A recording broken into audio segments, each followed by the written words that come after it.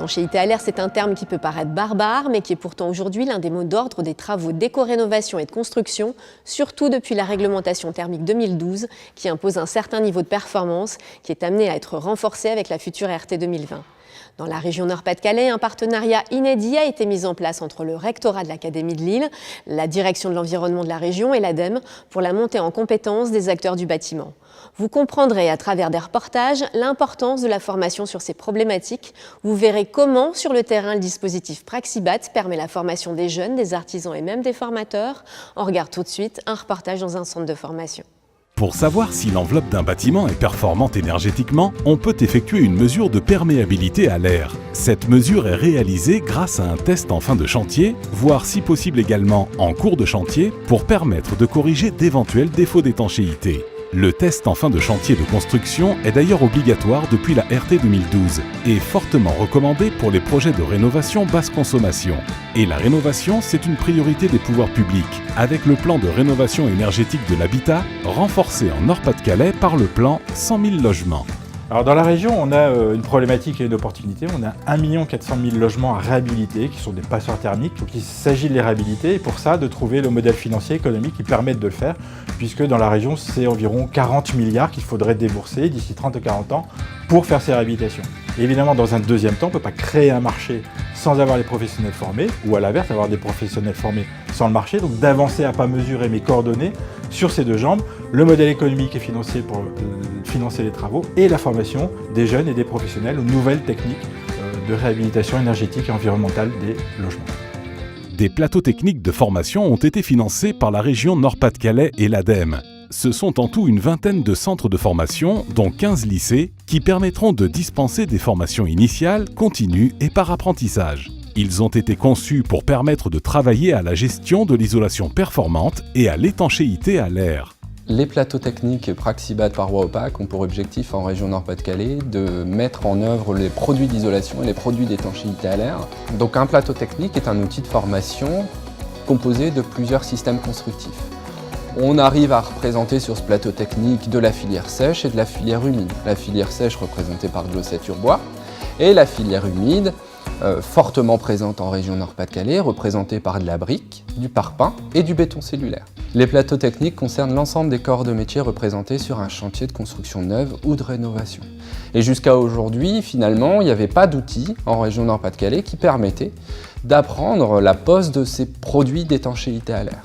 Et donc les plateaux techniques ont été conçus justement pour apporter aux plus jeunes et aux moins jeunes les gestes professionnels à connaître pour justement s'assurer qu'à la fin du chantier, le test d'étanchéité à l'air sera réussi. Cette très bonne répartition sur tout le territoire régional permet de donner plus facilement accès à la formation aux jeunes et aux moins jeunes. Cette implantation régionale permet à tous, lycéens, apprentis, salariés, demandeurs d'emploi, cadres et même chefs d'entreprise, d'avoir accès à un outil de formation spécifique à la gestion de l'enveloppe du bâtiment.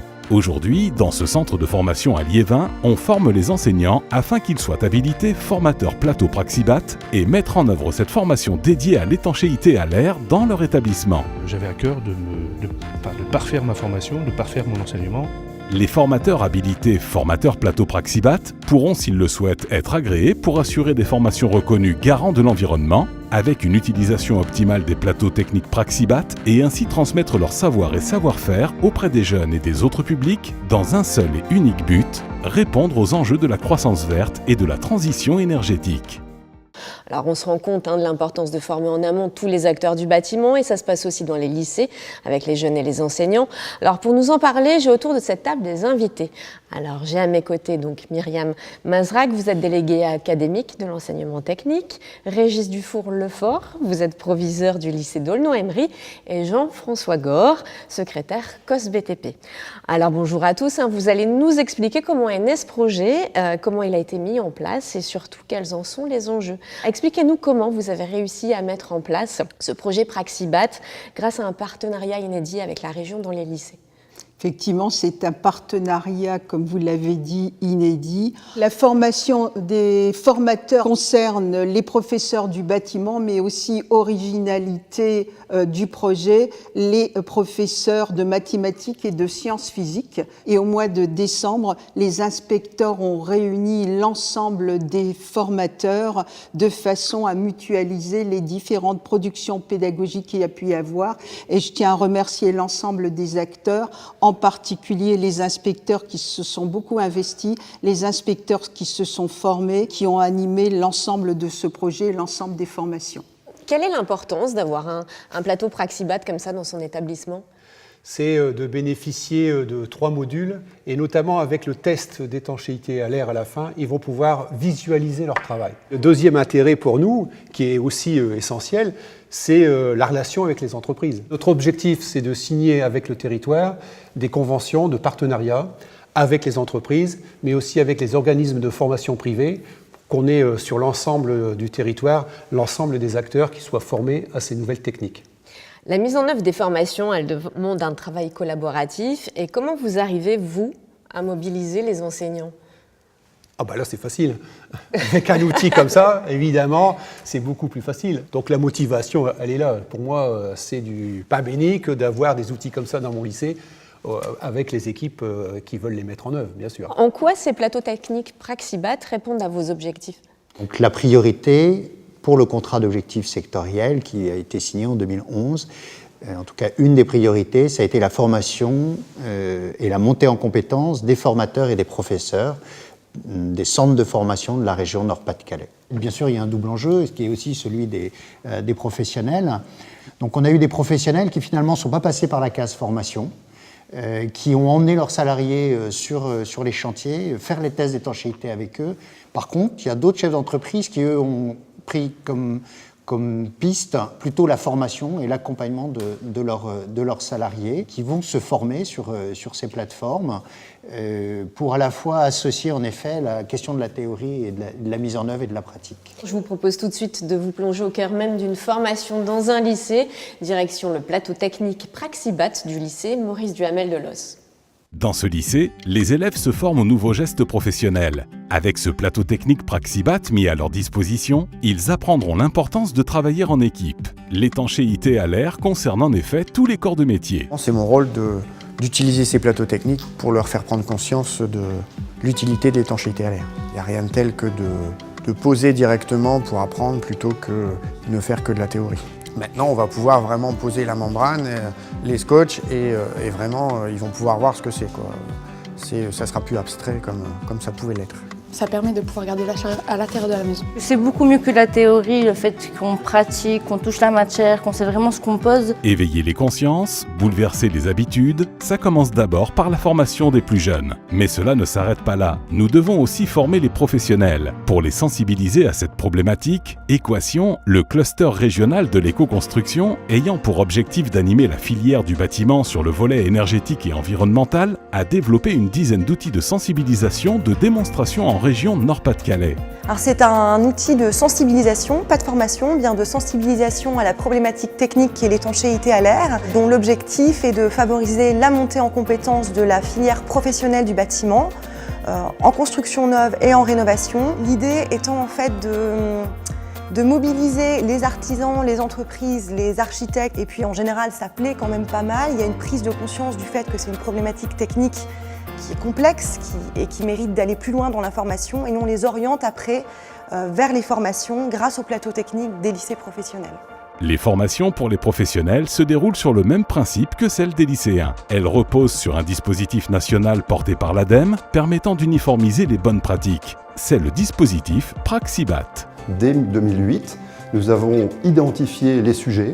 Les sujets, c'est l'enveloppe qu'il faut isoler, c'est la qualité de l'air, donc la ventilation, c'est l'éclairage intérieur des bâtiments, et puis c'est aussi la question des énergies renouvelables qui vont couvrir tout ou partie des besoins énergétiques de ces bâtiments. Par rapport aux grands défis que nous connaissons actuellement, le défi de l'emploi, le défi des gaz à effet de serre et du réchauffement climatique, le défi de l'élévation du coût des énergies et des matières premières, on voit bien que le secteur du bâtiment est un secteur clé. Et nous avons donc imaginé une réponse, un dispositif qui s'appelle Praxibat, qui consiste en la construction de plateaux techniques qui permettent justement, qu'on soit en formation initiale, en formation continue, de se former. La formation d'étanchéité à l'air, il y a pas mal d'enjeux. Il y a un enjeu de qualité et après de se mettre en conformité aussi avec les nouvelles exigences. Donc des nouveaux produits, des produits qui doivent être bien posés et puis une performance globale, de la bonne isolation, une bonne étanchéité à l'air et une bonne ventilation. Tout ça va ensemble et donc c'est vraiment important de faire des formations sur l'étanchéité à l'air. Beaucoup de gestes nouveaux, surtout sur tout ce qui est membrane ou produits autour des menuiseries qui n'étaient pas du tout connus avant dans mon domaine d'application. Aujourd'hui, l'enjeu premier de cette opération est de donner à tous les acteurs du bâtiment l'accès à la formation sur tout le territoire du Nord-Pas-de-Calais. Le projet étanchéité à l'air nous a paru intéressant à la région et notamment le pôle éducation jeunesse parce qu'on est engagé la région dans le cadre du contrat de plan régional de développement de la formation professionnelle, le CPRDFP, dans la valorisation de la formation professionnelle à la fois pour les jeunes et pour les adultes, pour répondre aux besoins des entreprises mais également pour élever le niveau de qualification. La région travaille également pour former les jeunes et les adultes aux métiers de demain et dans les métiers de demain il y a notamment tous les métiers liés à l'éco-rénovation et à la construction durable et enfin ce qui nous paraît également intéressant, c'est que ça permet aux jeunes et aux adultes qui travaillent sur ces plateaux-là de travailler ensemble, tous corps de métiers confondus, et ils travaillent de façon coordonnée. Autour de moi, j'ai 4 nouveaux invités. Alors, Claudie Struive, bonjour. Vous êtes professeur d'STI. Denis Doppelstein, vous êtes professeur maths sciences. Jacques Tellier, professeur de bâtiment. Et enfin, Miguel Dos Santos, vous êtes chef de travaux. Alors, Claudie, Denis, Jacques, vous êtes tous les trois professeurs de matières complètement différentes. Vous travaillez tous sur le même plateau. Est-ce que l'un d'entre vous peut m'expliquer comment vous articulez vos cours ? Je travaille avec mon collègue de maths sciences.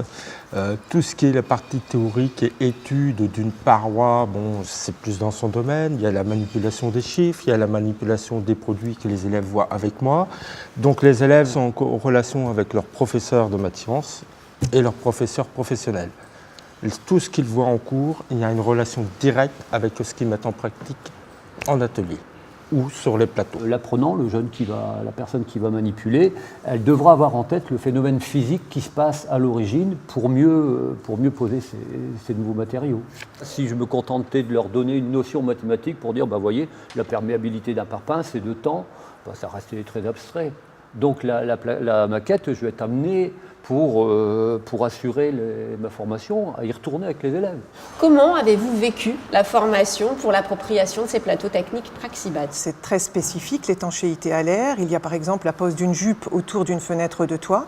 On m'a expliqué, je sais faire maintenant, c'était vraiment très pratique. J'ai des élèves qui vont travailler plus tard dans des bureaux d'études, j'ai besoin de savoir-faire pour expliquer. Ce qui était formidable, c'est qu'on a pu ensemble se retrouver autour d'une table et élaborer des documents qui vont être aussi bien utilisés avec le même cadre par le collègue de professionnel ou moi par exemple. Votre rôle, vous en tant que chef de travaux, c'est de coordonner les équipes pédagogiques et d'ouvrir le plateau Praxibat sur l'extérieur. Quelle action concrète vous menez pour dynamiser les formations sur ces plateaux techniques ? En tant que chef de travaux, donc, on a suivi cette formation qui était une partie théorique, la même chose. On a mis en application aussi les différents produits, mais nous c'était surtout dans le but de connaître un peu ces différents produits et de pouvoir ensuite promouvoir cette formation qu'on va ouvrir donc bien entendu aux apprenants de l'établissement, qu'ils soient élèves sous statut scolaire, sous statut d'apprenti, mais aussi ouvrir tout cela aux entreprises qui vont accueillir nos jeunes.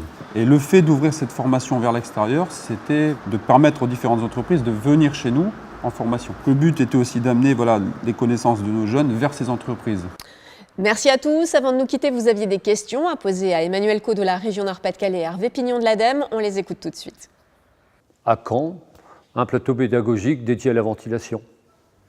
Alors vous pointez la deuxième priorité, après la question de l'isolation des bâtiments existants, il faut s'intéresser à la ventilation. À quand ? C'est tout de suite. Nous allons compléter avec nos partenaires ces plateaux par un traitement, cette fois-ci, par un équipement, par une formation dédiée à la ventilation. Et puis j'ajoute qu'il y a également la question des chantiers. Nous avons créé, avec le conseil régional, avec l'OPCA Constructis, une première nationale qui consiste à créer un plateau Praxibat itinérant pour aller sur les lieux de travail, pour aller sur les chantiers, pour faire de la formation intégrée au travail.